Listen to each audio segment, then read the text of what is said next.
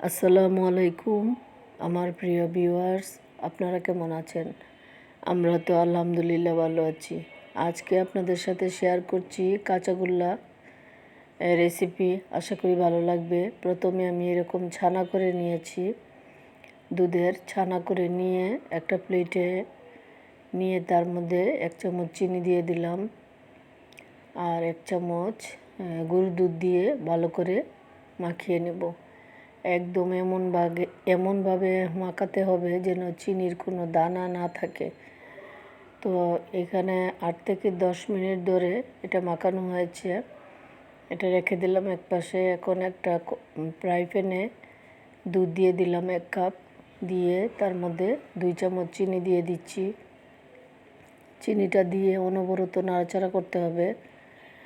এটা যতক্ষণ পর্যন্ত আঠালো না হয় ততক্ষণ পর্যন্তই নাড়াচাড়া দিতে হবে। তো এইভাবেই নাড়াচাড়া করে নিলাম। আর ছানাটা আমি কিভাবে ছেঁকে নিয়েছি সেটা অন্য ভিডিওতে আপনাদের বারবার দেখিয়েছি। তো দেখেন কত সুন্দর হয়ে গেছে। এখন আমি যে ডোটা রেখেছিলাম সেটা এটার মধ্যে দিয়ে এখন আবার অনবরত নাড়তে হবে। যতক্ষণ পর্যন্ত আঠালো না হয় ততক্ষণ পর্যন্তই নাড়াচাড়া করতে হবে। সরি, আসলে আমার একটু ঠান্ডা লেগে গেছে, যেহেতু এখন সিজন পাল্টানোর সময়, তাই। তো এইখানে আমি অনবরত নাড়াচাড়া দিচ্ছি। আর অনবরত নাড়াচাড়া দিয়ে আমি কিন্তু এটাকে আটালো করে নিচ্ছি। আর এই কাজে আমাকে আমার বড় মেয়ে হেল্প করছে।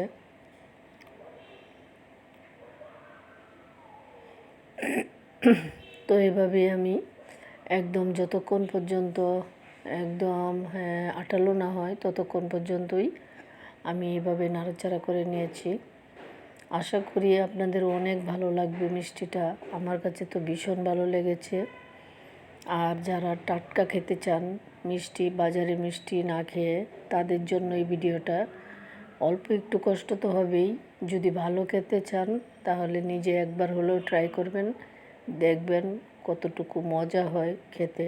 আর বাইরেরটা না খাওয়াই ভালো। তবু আমরা বিপদে পড়ে খাই যখন বানাতে পারি না, কিছু করার নেই। তারপরেও নিজেরা চেষ্টা করলে ক্ষতি নাই।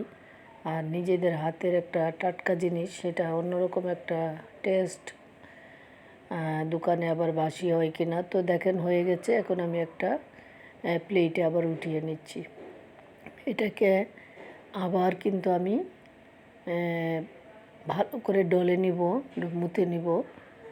তো এমনভাবে মানে করতে হবে যেন একদম মিশে যায়। তো ডোটা একদম সুন্দর হয়ে গেছে। এখন আমি লেচি কেটে আস্তে আস্তে এটাকে আমি গোল করে শেপ দিয়ে বানিয়ে নেব। আর এটা আমার মেয়ে করে দিচ্ছে, বড় মেয়ে। আর আশা করি রেসিপিটা আপনাদের কাছে অনেক ভালো লেগেছে। আর ভালো লাগলে অবশ্যই আমাকে কমেন্টে জানাবেন। আর দেখেন এইভাবে লিচি কেটে তারপরে মিষ্টিগুলো বানিয়ে নিচ্ছি। দেখতে যেরকম সুন্দর হয়েছে, খেতে কিন্তু তার চেয়েও বেশি ভালো লেগেছে। মনে হয় যে একটা খেলে তৃপ্তি হয় না, একসাথে যদি অনেকগুলো খাওয়া যায় তাহলে তৃপ্তি আসে। তো এইভাবে বানিয়ে তারপরে আমি অল্প একটু গুঁড়ো দুধ দিয়ে কোট করে নিব। গুঁড়ো দুধের মধ্যে এরকম মিশিয়ে নিচ্ছি। গুঁড়ো দুধের সাথে গড়াগড়ি দিয়ে তারপরে বানিয়ে ফেললাম। অনেক মজা হয়েছিল খেতে। আমার কাছে ভীষণ ভালো লেগেছে। আর আপনাদের কাছে কেমন লেগেছে অবশ্যই আমাকে কমেন্টে জানাবেন। এখনকার মতো এখানেই শেষ করলাম। আবারও কথা হবে নতুন কোনো ভিডিও নিয়ে। সেই পর্যন্ত সবাই ভালো থাকবেন, সুস্থ থাকবেন, নিরাপদে থাকবেন। খাওয়ার দাওয়াত রইল। আল্লাহ হাফেজ।